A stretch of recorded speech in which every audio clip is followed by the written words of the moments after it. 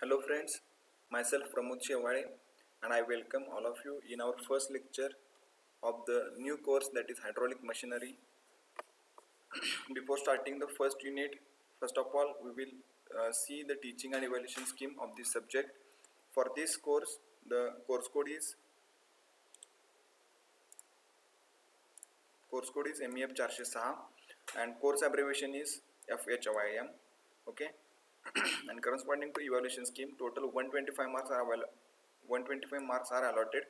Out of that, 20 marks are allotted for the unit test and 80 marks are allotted for the term and theory exam. Okay.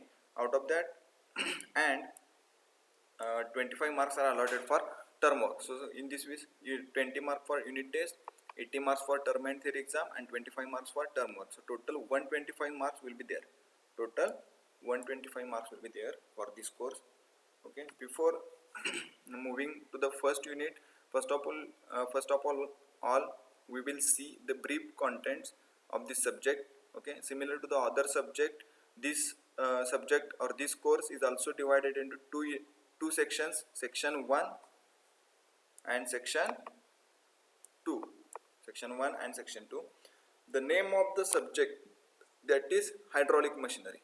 The name of the subject is that is hydraulic machinery. That part we will see in the second section. That part we will see in the second section. But whatever the basic concept to learn the hydraulic machineries are required, that is fluid mechanics. That is fluid mechanics or all concepts related to the fluids, that we will learn in the first section. So in section 1 we will see the basic concepts of fluid mechanics, and in section 2 we will learn about the various hydraulic machineries like hydraulic turbine, like centrifugal pump, like reciprocating pump. That we will learn in the second section, means how these hydraulic turbines works, centrifugal pump works, reciprocating pump works, how it works. That we will learn in the second section. Okay, but whatever the basic concept required, that we will learn in the section 1. So we will see in detail which are the units. So our first unit is properties of fluid. In that unit we will learn about the fluids. Means what is meant by fluid, what are the various properties of fluid, and how these properties are related with each other. That we will see in the first unit. In second unit we will see the fluid pressure and pressure measurement. Means what is fluid pressure and how it is measured, and what are the various measuring instruments are there to measure the fluid pressure. That we will see in the second section. Our third unit is fluid flow. That we will see the flow of fluids. There are various fluid flows like uniform flow, non-uniform flow, turbulent flow, laminar flow. So that various flows we will see in this third unit, and which are the various instruments and how this flow is measured. That we will see in the third unit. Okay. So now the next topic, that is flow through pipes. In that we will see the various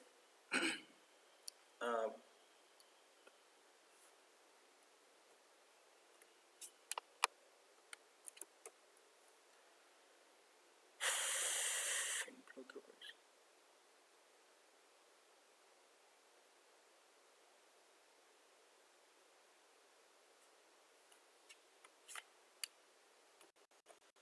Okay. So in fourth unit, flow through pipes, we will see the when a particular fluid is flowing through the pipes, there are some losses occurs while flowing of while okay. So in fourth unit, that is flow through pipes, in that unit we will see the various losses occurs when a particular fluid is flowing through the pipes. Some losses are occurs, that is that losses may be because of friction or maybe because of sudden change in cross section of pipes, or sudden bend in pipe, or some because of some pipe fittings there may be some losses. Okay, so that we will see in the fourth unit.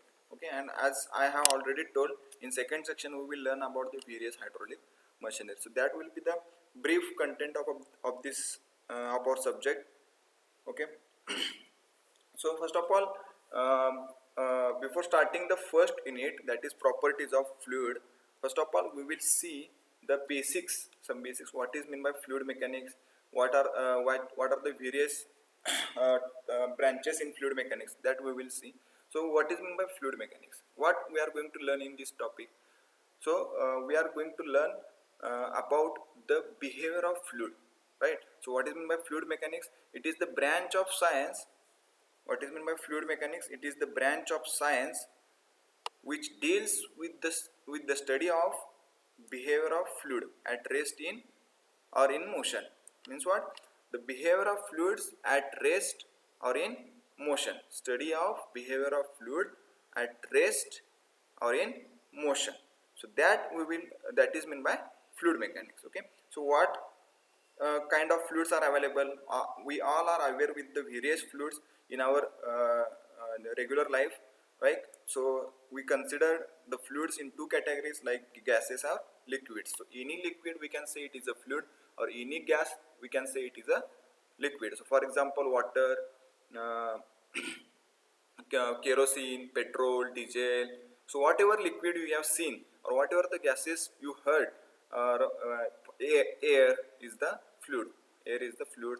So this will be the various examples of fluid. So fluid fluid mechanics consist of, first, so we will see the various contents in fluid mechanics. So in fluid mechanics there are three branches: fluid static, fluid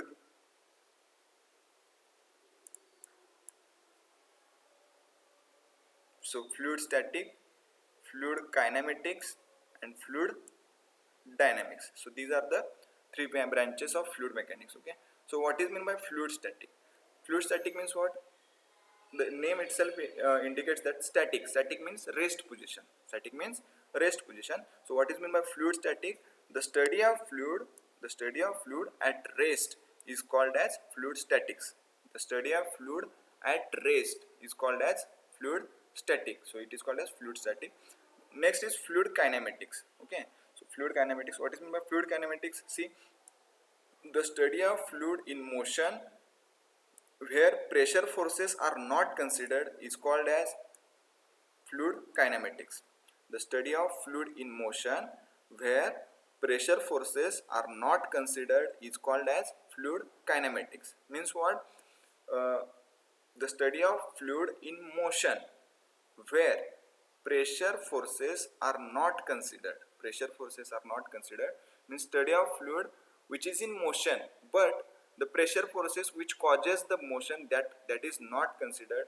So that branch of fluid mechanics is called as fluid kinematics. And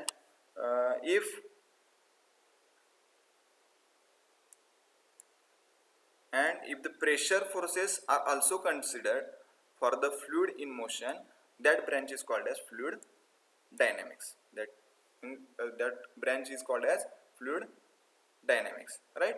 So if we consider the pressure forces also, then it is called as fluid dynamics. So these are the three important branches: fluid static, fluid kinematics, fluid dynamics. Okay, so this is basic introduction. It will not came into the exam.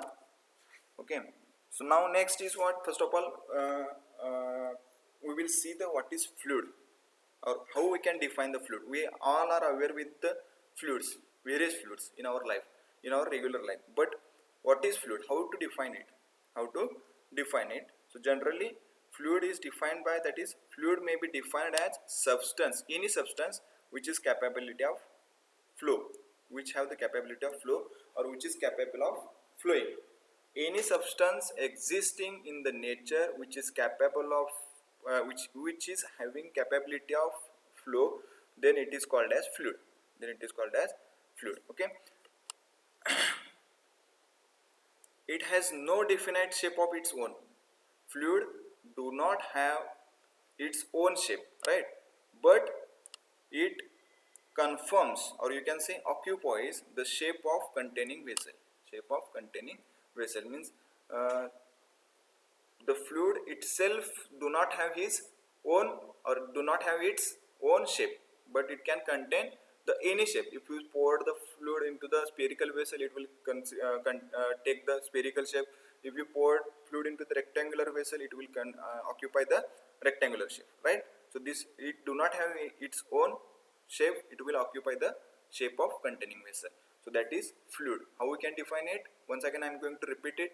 Fluid is nothing but the substance which is capable of flowing, which is capable of any substance in the nature which is capable of flowing, that is called as fluid. We categorize fluid into two groups, that is liquids and gases. Already I have discussed it, liquid and gases. Okay, now we will differentiate what is liquid and what is gases. Okay, these are the two categories of the fluids. So we will categorize these two categories of the fluid, that is liquid and gases. So first difference is what? Liquid has definite volume. Liquid has definite volume means if it took 1 liter of water, then its volume will not change. Its volume will not change. It will be remain 1 liter, right? So that is liquid. But in case of gases, no definite volume is there. No definite volume is there. It always expands until its volume is equal to that of container. It always expands until its volume is equal to that of container, right? Means what? Gases, for example air, okay, is it have definite volume? No. Why? Because it occupies the shape of containing vessel. Any gases you can take, it will occupies the shape of containing vessel. So gas has no definite volume and liquid has definite volume. So that is the first important difference between these two fluids, right? Second is liquid is incompressible. Liquid is incompressible, but gases are compressible. Liquid is incompressible, but gases are compressible. Means what? We cannot compress the liquids. We cannot compress the liquids, but we can compress the gases. Means a big volume of gas we can compress into the, because its volume, it do not have no definite volume, so we can compress it. So this is the gases. Okay. Third important is difference is what? Forms free surface or free surface or an interface separating it from atmosphere or any gas present. Form free surface or an interface, okay, means what? The liquid can forms a separate interface between the other. If we mix the water and kerosene, then you can visualize the interface between the kerosene and water, because kerosene will be remain separate and water will be remain separate, right? Water will be at the bottom and kerosene will be on the top, and there will be an interface between these two fluids, right? So it forms a free surface. Otherwise we can say, आपण जर समजा मराठीत explain करतो, आपण जर समजा भांड्यामध्ये पाणी ओतलं तर काय होते की आपल्याला वरचा सरफेस, आपल्या जे ऑदर मीडियम कुठला एअर आहे लिक्विड, तर त्याच्यापासून ऑदर मीडियम त्याचा सरफेस, ऑदर मीडियम पासून त्याचा सरफेस काय होते आपल्याला विजिबल होते, right? Similar to that in case of gases it do not forms a free surface or interface, right? Or it is not visible to us. So that is the third important difference between liquid and gases. These all part is of introductionary part. So just I'm highlighting all these important points. Okay, so next is what we will see the which type of fluids available in our nature. We categorize the fluids into two parts: ideal fluids and practical fluids or real fluids. Ideal fluids and practical fluids. Okay, so what is meant by ideal fluids? idle fluids do not have any viscosity. Practical fluid possesses properties such as viscosity. Means its idle fluids do not have viscosity, practical fluids have viscosity. Okay, see, here is no surface tension, here is surface tension. These are the properties of fluid that we will learn detail in first unit. Now just we will remember this key, what is idle fluid and what is practical fluids. These properties we will learn in detail during the first unit. Okay. Third is what? It is incompressible. Idle fluid is incompressible and practical fluid is compressible. Practical fluids are compressible. Okay. See, first is no viscosity. Idle fluid has no viscosity, no surface tension, and incompressible. Practical fluids possesses viscosity, it possesses surface tension, and it is compressible. Okay. So these are the difference between idle fluids and practical. But there are non-existent imaginary fluids. These are non-existent imaginary fluids. Means as there is no properties for the ideal fluids, these all are imaginary fluids. These all are imaginary fluids. But practical fluids are which actually available in the nature.